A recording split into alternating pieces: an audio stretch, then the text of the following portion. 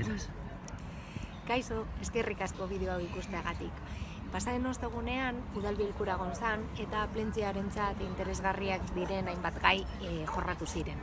Dena dela guk somatu genuena izan da aspaldi ikusten genuen zer gertatzen ari dela eta da bi estiloen arteko talka izugarria dagoela.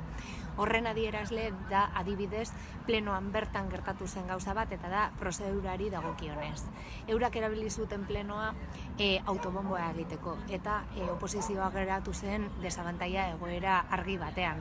Gainera, replikarik gabe geratu ginen bi puntuetan zehazki. Horietako bat izan zen itsasadarraren berrantolaketaren inguruko eztabaida bat. Ikusi genuen zelan herriak antolaturiko ezezko jarrera baten kontra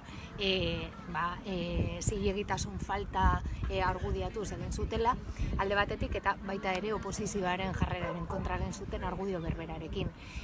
Oso arduratua gaude kontu honekin eta gainera uste dugu gezurretan ari direla. Lizitazioa da bukatuta dago, ez dago aldaketarako aukerarik eta hori dagoela saltzen dute etengabe.